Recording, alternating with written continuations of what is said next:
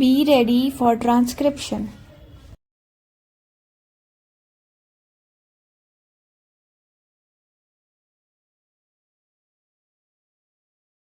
I have no intention of giving a certificate about which my honorable friend Dr. Krishnaswamy was talking some time ago.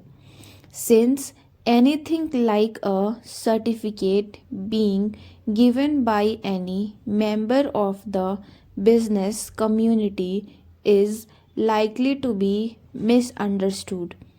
But the fact remains that impartial observers, both here and abroad, have testified to the soundness and stability of our fences, which have successfully withstood serve stresses and strains of the changing economic factor, both national and international.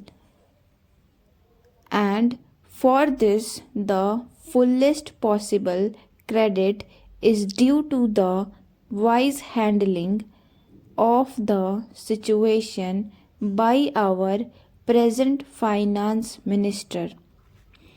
There have been criticism on both sides. Some have described the budget as pro big business, as something which has brought about a boom in the stock exchange, and as something which has brought about satisfaction in the business circles. The fact is that if there has been any satisfaction, it has been due purely to negative features of the budget and not because any positive relief in any direction has been given to business or industry. It is true that there was certain fears in the mind of the business community that in view of the expanding and growing need of the center, the finance minister might resort to certain further additional taxation, and since these fears were not realized, there has been some slight recovery in certain stock exchanges, but that does not in the least mean that whether relief and legitimate relief was due to the business and industrial community has received any adequate response from the finance minister. We have got to face the fact that we are at present engaged in the process of development.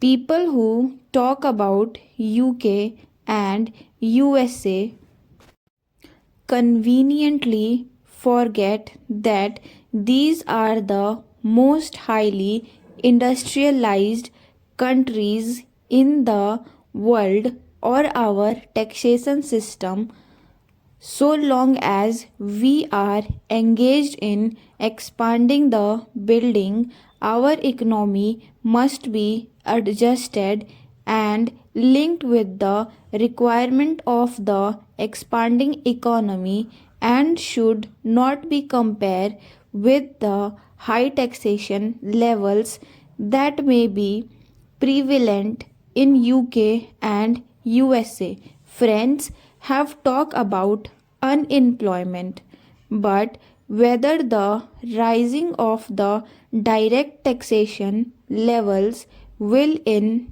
any way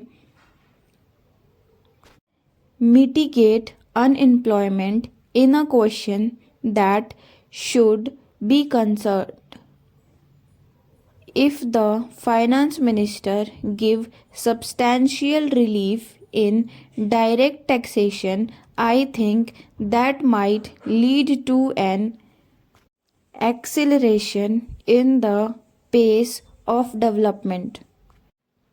So it has to be considered whether it is relief in taxation which will lead to a reduction of unemployment, or whether it is rising of taxation to the utmost level, which will dry up the resources and channels of capital formation, and thereby not only retard all further development but might also throw the functioning of present industries out of gear.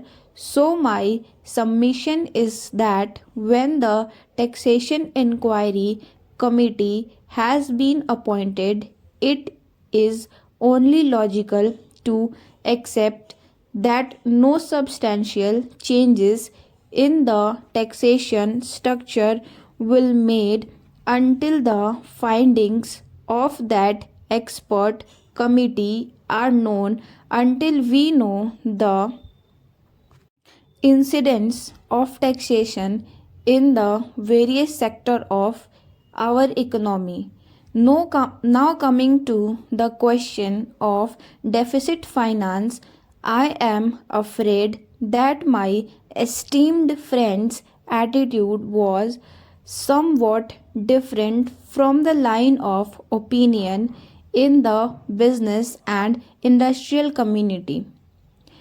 Not that we advocate deficit financing for bringing any artificial rise in prices, but the fact is that those who have criticized deficit financing have not suggested any other alternative or made any other constructive suggestion which will bring about necessary development plans.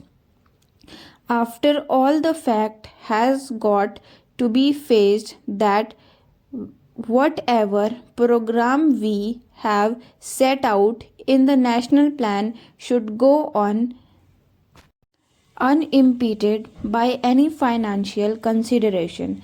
An assurance has been given by the finance minister that so far as financial resources are concerned, he will ensure that the 5 year plan will not in any way be retarded. In this connection, I can only say that deficit financing is one thing so far as the revenue budget is concerned. So far as normal expenses and expenditure are concerned, certainly nobody would advocate deficit financing, which might be very undesirable. But when it is a question of doing something abnormal, of investing something in productive channels, then certainly some risk has got to be taken, and I think the finance minister has been fully courteous in taking whatever measure he has so far. We know the measure that the government took for contracting money supply about the end of 1950, and certain other measures adopted which brought about a slum. Also, from time to time, the finance minister did not hesitate to mop up the surplus, which, as the records would show, how has been about rupees 300 crores during the past 4 or 5 years.